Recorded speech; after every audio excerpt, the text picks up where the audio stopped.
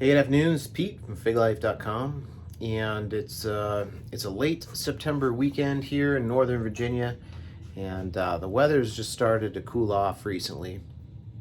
It's a high of probably like low 70s, which is really pleasant. I mean, it's really nice weather, great weather to be out in, but it's not the best weather for ripening figs.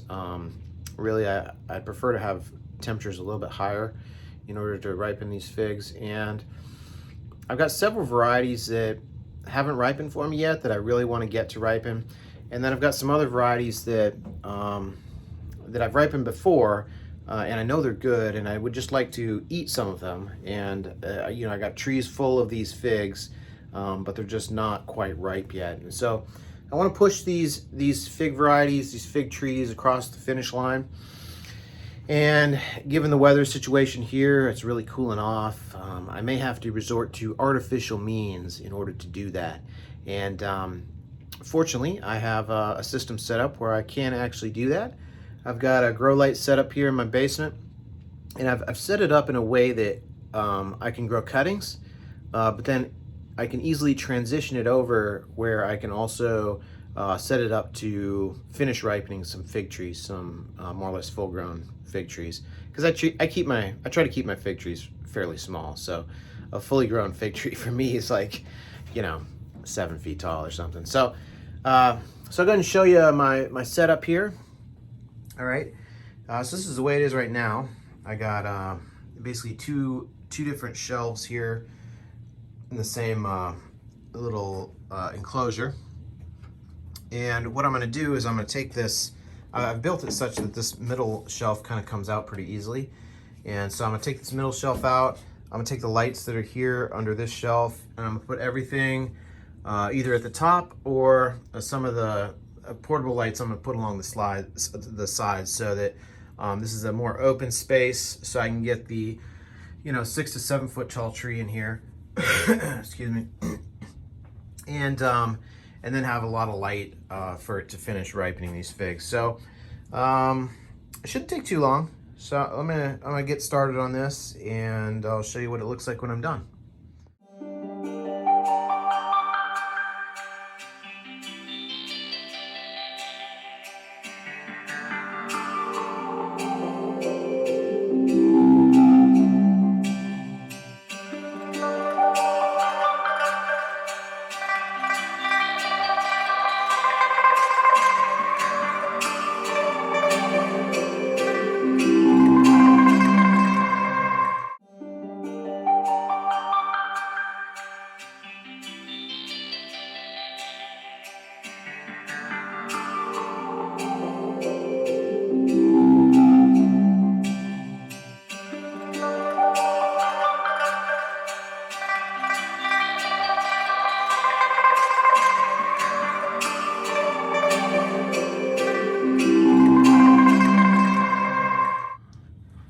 All right, I'm all done.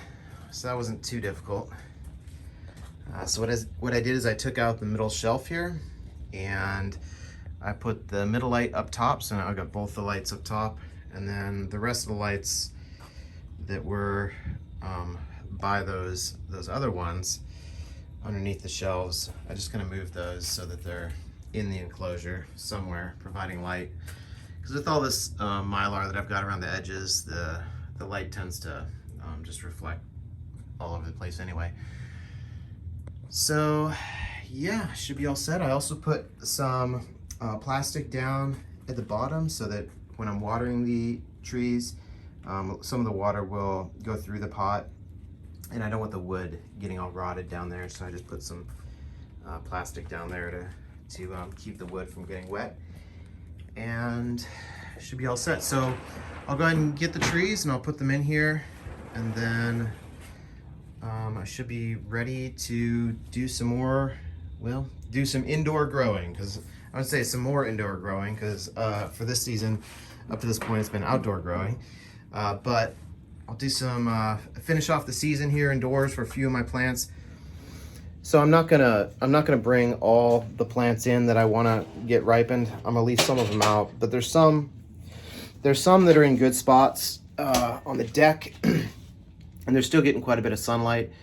But then I've got others that I don't have enough room on the deck. And so for those other ones, they're not getting as much sunlight. They're kind of in the shade, and that's not great for them. So for those ones that are in the shade right now, I'm gonna go ahead and get those. I'm gonna bring those in here because they're gonna be getting, you know, some pretty good sunlight, or some pretty good light at least. It's not really sunlight, but some pretty good light in here, and you know, I can manipulate the conditions however I want. So I'll try to keep it dry in here, which shouldn't be hard. My inside of my house is normally pretty dry, so keep it dry in here, but then I can crank up the heat as high as I want. So I can create almost whatever environment I want in here. There is a limit to how much light I can provide. I'm kind of maxed out on light. I'm giving it as much light as I can, but you know, I can't truly recreate like a bright summer day in here. You know, there's just a limit to how much light I can give it, just because I have power requirements associated with the circuitry that I have here in this room. And well, I only have so many grow lights. So actually, let me show you the grow lights that all right, so these are this is not the grow light itself, but this is the box it came in.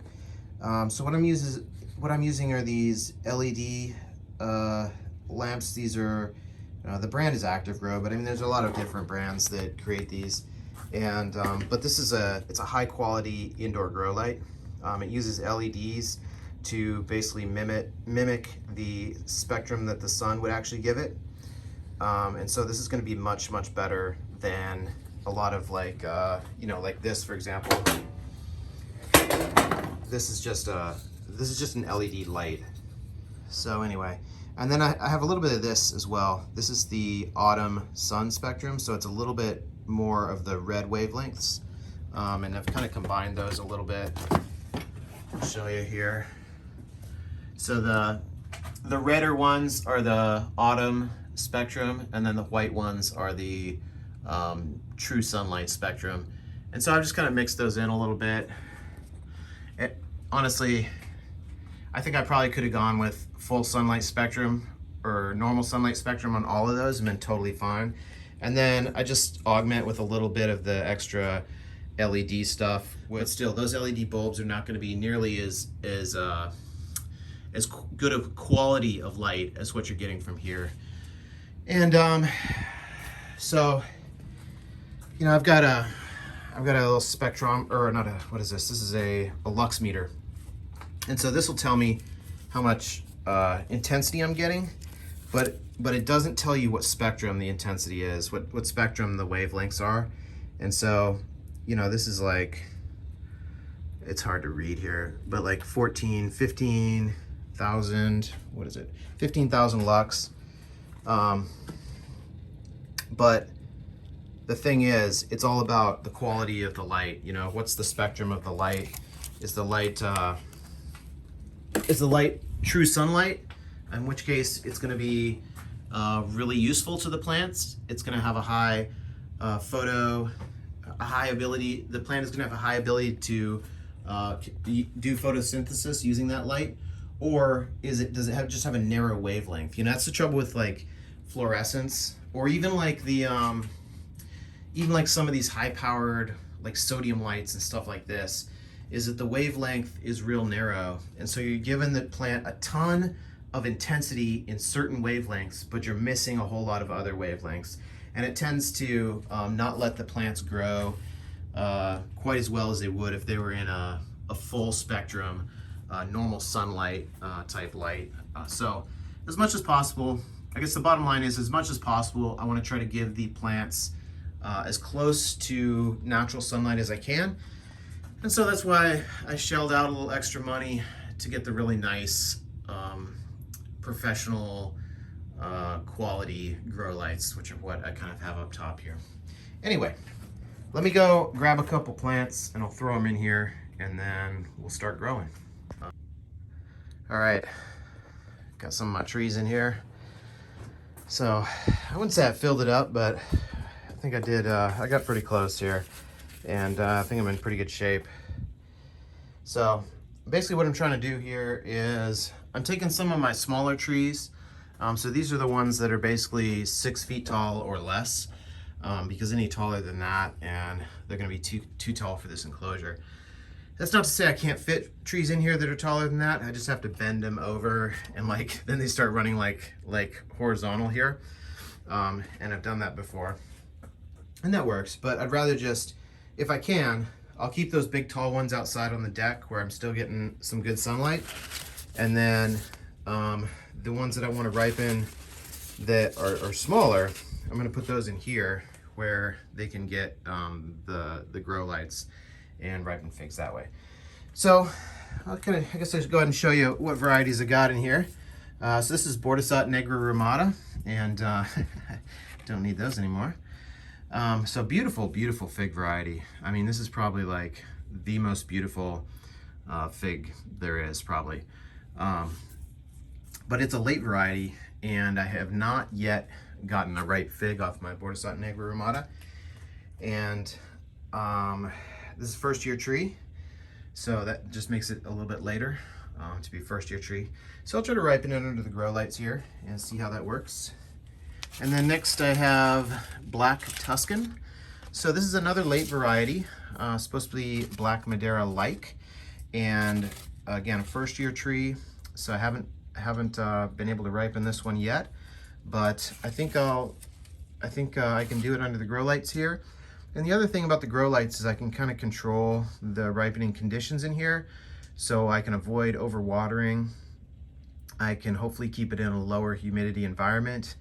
And in addition to being able to ripen these, I should be able to actually develop better, probably better quality figs here in the grow room than I would outside, just because the Virginia climate it makes it very difficult to ripen these Black Madeira types.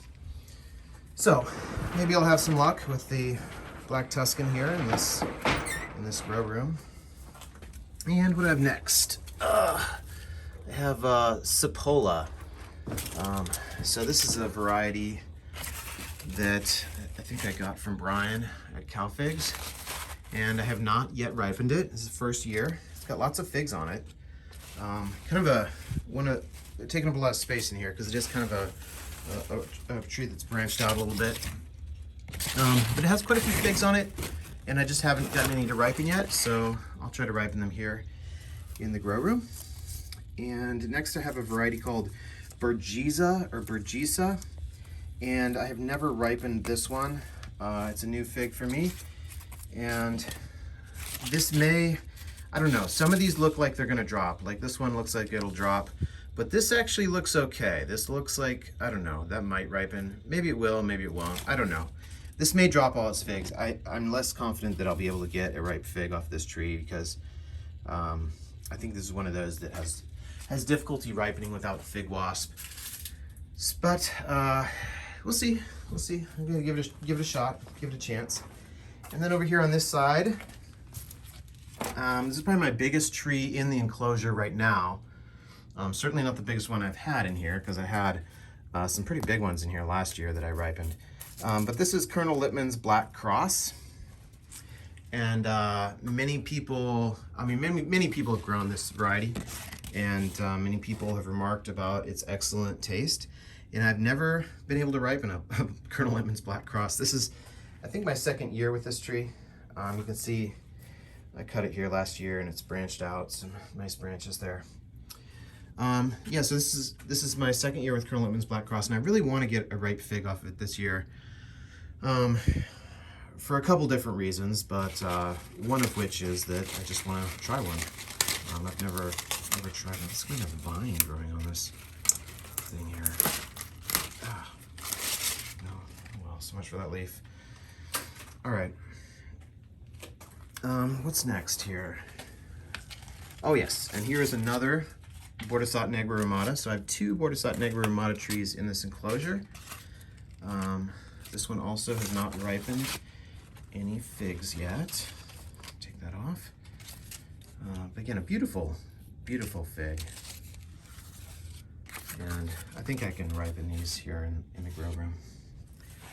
All right, see what we got over here. Okay, this is Cosme Magno.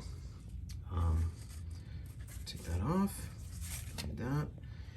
So these look like they're getting close.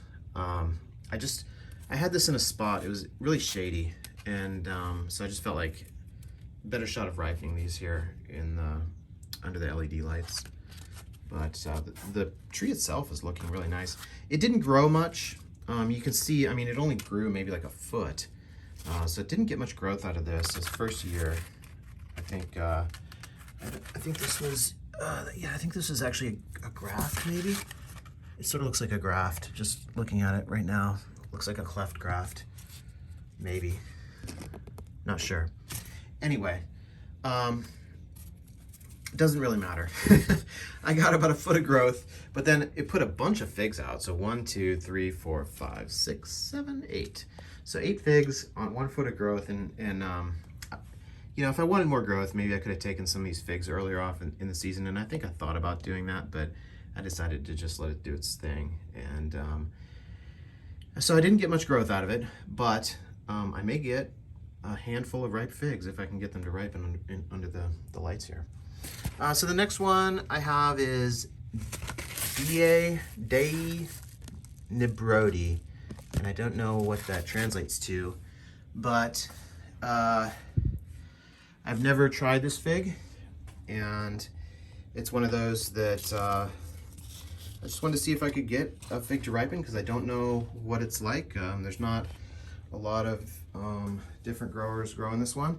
So I just wanted to see if I could get a fig to ripen, see what the taste was, and then I'll at least have done that. And also, this was in a smaller pot. I don't have a lot of varieties in these smaller pots. Almost all of them I up pot, but this one I got kind of late in the season, and I decided to just leave it. I think that's a 3-gallon pot. So also, this being in a smaller pot, it doesn't take up as much area of the limited amount of space here that I have. So I figured, I'll just throw it in here and see if I can get it to ripen. So that's what I've got in here right now. Like I said earlier, I've got a bunch more in the on the deck, and there's still some time left in the season. Actually, let me go out to the deck. All right, so as I said, there is still some time left in the season. There's still time to get some ripe figs. In fact, this one is about to produce a ripe fig. This is Citrullara, so I'm looking forward to trying that one. But these trees can be, some of these trees are quite large. I mean, look how tall this is. This is probably like, 9 feet maybe. And so it would be difficult for me to fit this in the grow light enclosure right now. I could, but I would have to kind of turn it sideways, and it would take up a lot of room. There's another big one. I mean, that's again probably 9 feet at least. So there's still some time to grow out here outside, but my problem is that I've got these trees over here. This is looking south, and so I've got these trees that have started to obscure the sun. And so for most of my yard is now in the shade for most of the day. So this area where these figs used to be getting sunlight, at least 6 hours a day, now they're behind the trees here. They're shaded by these trees, and so they're not getting that sun. And so this was where a lot of those trees were that I put under the lights. In fact, one of them was right here. And so in order to try to get those ones, there's another one. In order to try to get those ones to ripen, I put them in the grow lights. But up here on the deck, they're still getting sunlight. They're still getting, that's direct sunlight right there. So they're still getting a full day of sun here. So I'm gonna let these continue to ripen. These ones on the deck are some of them that I've sort of prioritized as ones that I really want to try to get to ripen. There's some of the ones that either I've just never ripened, or I also have Nuestra Senora del Carmen up here on the deck because I just want to try more of those figs. I've gotten a few of them to ripen, but not a lot. This is a Col de Dame Grise, which of course is supposed to be a really, really good fig. And I think I got a couple of those last year, but wanted to get some this year, and looks like that one's real close to being ripe. So yeah, that's kind of my process right now, is I'm doing some fig ripening triage and kind of prioritizing the ones that I really want to get get to ripen with the little amount of time that we have left here in Virginia to grow things. So